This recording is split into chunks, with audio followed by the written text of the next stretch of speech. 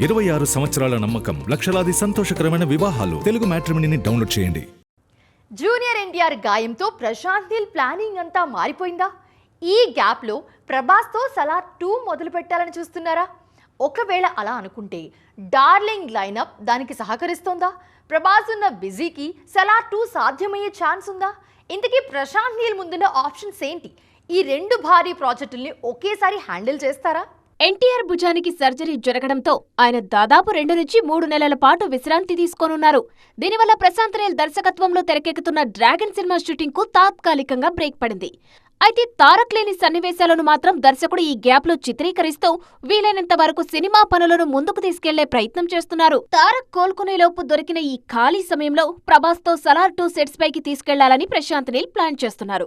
ఇప్పటికీ ఈ చిత్రానికి సంబంధించి 20% షూటింగ్ తో పాటు చైల్డ్హుడ్ ఎపిసోడ్స్ కూడా పూర్తయ్యాయి. ప్రభాస్, పృథ్వీరాజ్ సుకుమారన్ డేట్స్ ఇస్తే వెంటనే ఈ మేజర్ యాక్షన్ సీక్వెన్స్ లు షూట్ చేయడానికి నీల్ రంగం సిద్ధం చేసుకుంటున్నారు.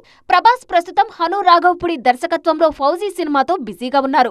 దాంతోపాటు సెప్టెంబర్లో సందీప్ వంగా స్పిరిట్ కోసం 15 రోజులు, కల్కి 2 కోసం మరో 15 రోజులు ఆయన డేట్స్ కేటాయించినట్లు వార్తలు వినిపిస్తున్నాయి. ఇలాంటి టైట్ షెడ్యూల్స్ మధ్య సడన్ గా ప్రశాంత్ నీల్ అడిగిన వెంటనే సలార్ 2 కోసం డార్లింగ్ డేట్స్ సర్దుబాటు చేయడం అంటే దాదాపు అసాధ్యమే. ఒకవేళ ప్రభాస్ తన కమిట్మెంట్స్ తో సలార్ 2 కి డేట్స్ ఇవ్వలేని పరిస్థితి వస్తే ప్రశాంత్ నీల్ ప్లాన్ మళ్లీ మారే అవకాశం లేకపోలేదు.